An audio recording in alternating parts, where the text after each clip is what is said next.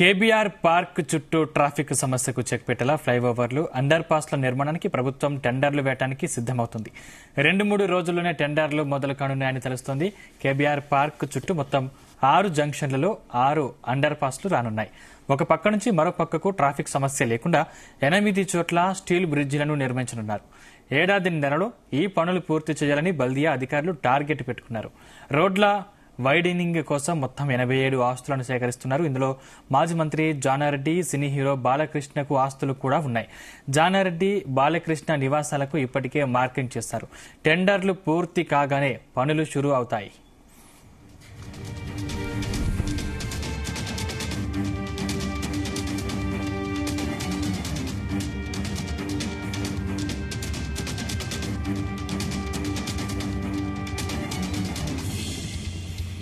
నిర్మాణ పనులు మొదలైతే బాలకృష్ణ, జానారెడ్డి ఇండ్లలో కొంత భాగాన్ని కూల్చేయాల్సి వస్తుంది. ఇదే ఇప్పుడు హాట్ టాపిక్ గా మారింది.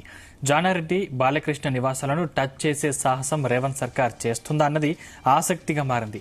ఇప్పటికే నాగార్జున ఎన్ కన్వెన్షన్ హైడ్రా అధికారులు కూల్చివేశారు. సంజయ్ థియేటర్లో జరిగిన తొక్కిసలాట ఘటనలో హీరో అల్లు అర్జున్ ను అరెస్టు చేశారు. దీంతో సినిమా స్టార్లను రేవంత్ సర్కార్ టార్గెట్ చేసిందన్న ఆరోపణలు వస్తున్నాయి.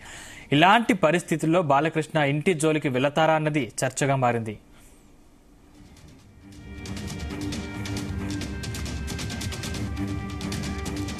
ఇదే అంశానికి సంబంధించిన మరింత సమాచారం మా క్రైమ్ బ్యూరో చీఫ్ రవితేజ అందిస్తారు. రవితేజ, కేబీఆర్ పార్క్ చుట్టూ ఈ ట్రాఫిక్ సమస్యలు అధికంగా పెరిగిపోయాయంటూ కూడా గత ప్రభుత్వం దీనిపైన రివ్యూ చేసింది. ఇప్పుడు కాంగ్రెస్ ప్రభుత్వం కూడా దీనిపైన రివ్యూ చేసి త్వరలో ఇక్కడ ఈ ఫ్లైఓవర్లు కానీ, అండర్ పాస్లు కానీ, ఫుట్ ఓవర్లు కానీ, ఈ బ్రిడ్జిలన్నీ కూడా ఏర్పాటు చేసే విధంగా ఇప్పటికే ఈ టెండర్లకు కూడా కాంగ్రెస్ ప్రభుత్వం సిద్ధమవుతున్నట్టుగా తెలుస్తోంది.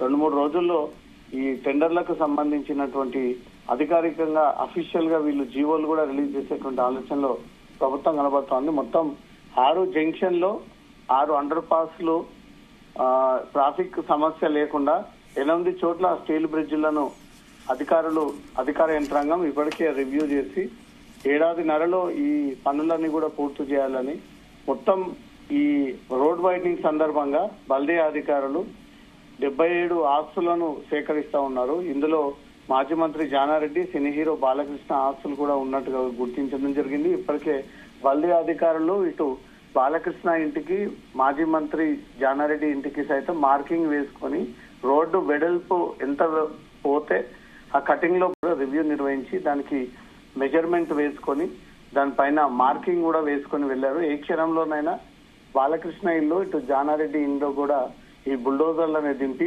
ఈ రోడ్ వైడనింగ్ సందర్భంగా ఆ ఇంటి సగాన్ని పూర్తిగా నీలమట్టం చేసి అదంతా కూడా రోడ్డుకి వదిలిపెట్టేటువంటి అవకాశం కనబడతా ఉంది.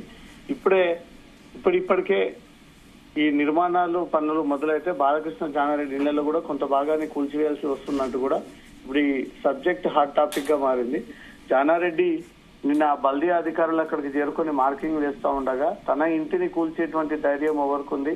నేను కాంగ్రెస్ సీనియర్ పార్టీ నాయకుడిని, గతంలో ఎన్నో ప్రభుత్వాలను చూసాము, నా ఇంటి గోడలను కూల్చేసేటువంటి దమ్ము కాంగ్రెస్ పార్టీకి ఉందా? దీనిపై నేను రాష్ట్ర ముఖ్యమంత్రితో మాట్లాడతానంటూ కూడా ఈ సవాల్ చేసి జానారెడ్డి బల్దియా అధికారుల పైన కొంత ఆగ్రహాన్ని వ్యక్తం చేసినట్టుగా తెలుస్తోంది. ఇటు బాలకృష్ణ ఇప్పటి వరకు అయితే స్పందించలేదు. బాలకృష్ణ ఇంటి సగం భాగం కంటే ఎక్కువ కూడా ఈ రోడ్ వైడనింగ్ లో కట్ అయ్యేటువంటి అవకాశం ఉంటుంది. ఏళ్ల చరిత్ర ఉన్నటువంటి ఆ ఇంటి కోల్పోవడంపై మాత్రం ఇటు జానారెడ్డి గాని, అటు బాలకృష్ణ గాని ఏ రకంగా ప్రభుత్వానికి మొరబెట్టుకుంటారో అనేది చూడాలి. ఇప్పటివరకైతే ఇద్దరి నుంచి కూడా అధికారులకు ఏ రిక్వెస్ట్ లెటర్ అయితే, మెమోరాండమ్స్ అయితే ఇవ్వలేదు. తమ రోడ్ వైడింగ్ లో ఇల్లు కూల్చకూడదు అనే దానికి సంబంధించి ఇప్పటివరకైతే ఆ వివరాలు కూడా అందజేయలేదు.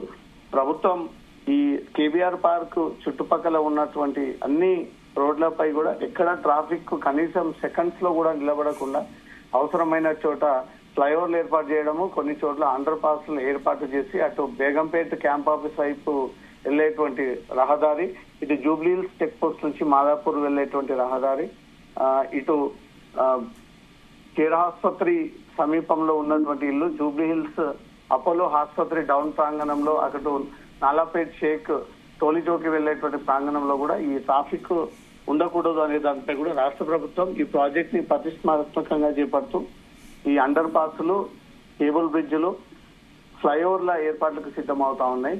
నిన్న అధికారులు అక్కడికి చేరుకొని మార్కింగ్ నిర్వహించి త్వరలో బాలకృష్ణ ఇల్లు, జానారెడ్డి ఇల్లు సగం మేరకు రోడ్ వైడింగ్ లో కట్ అవుతా ఉన్నాయనేది కూడా అధికారులు రివ్యూ నిర్వహించి కూల్చబోతా ఉన్నారని ఒక ప్రచారం సాగుతా ఉంది.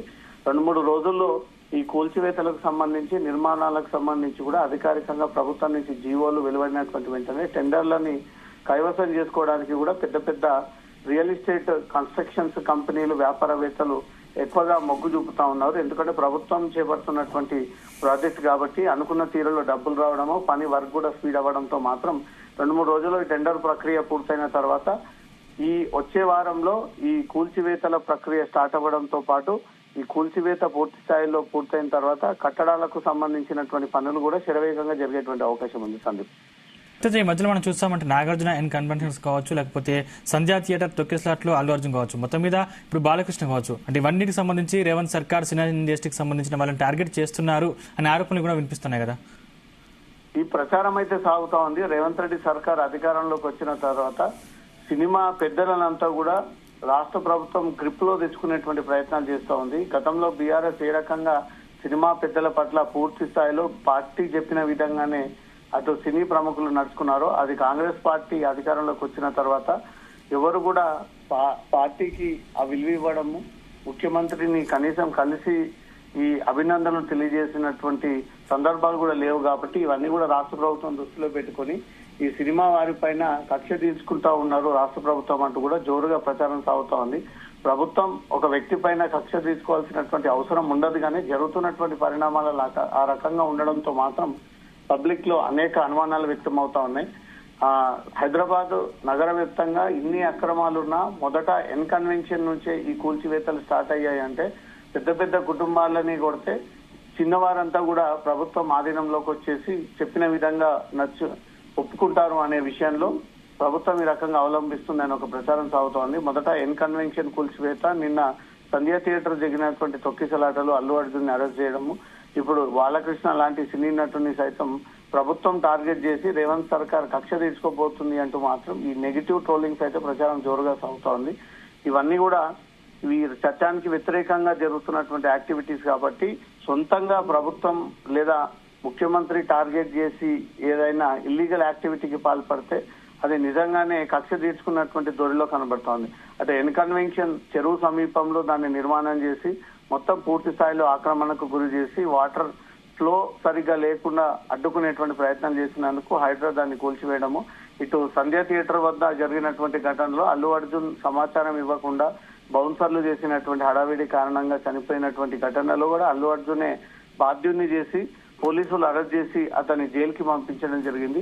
ఇక్కడ జరుగుతున్నటువంటి పరిణామాలన్నీ కూడా వీరు చట్టాన్ని చేతిలోకి తీసుకొని ఈ అనుమతులు లేకుండా భవనాలను ఏర్పాటు చేయడము, పర్మిషన్ లేకుండా అల్లు అర్జున్ సీన్ లోకి దిగడం, ఇప్పుడు ఈ రోడ్ వైడనింగ్ లో ఫ్యూచర్ లో ఈ ఇల్లు కట్టకూడదు అంటూ కూడా గతంలోనే బల్దీ అధికారులు చెప్పినప్పటికీ పొలిటికల్ ఇన్ఫ్లుయెన్స్ యూజ్ చేసుకొని ఇటు బాలకృష్ణ గాని అటు జానారెడ్డి గాని ఈ రోడ్డుకి సగం భాగాన్ని వీరు ఆక్రమించేసి వాటిలో ఈ నిర్మాణాలు చేపట్టడం కారణంగానే బల్దీ అధికారులు రోడ్ వైడనింగ్ లో భాగంగా ఇవన్నీ కూడా కూల్చివేయాలంటూ కూడా ఇప్పటికే మార్కింగ్ కూడా చేసుకున్నారు. ఈ టెండర్ల ప్రక్రియ పూర్తయినటువంటి వెంటనే కూల్చివేతల ప్రక్రియ స్టార్ట్ అయ్యేటువంటి అవకాశం ఉంది. Sandeep, right, thank you Raviteja.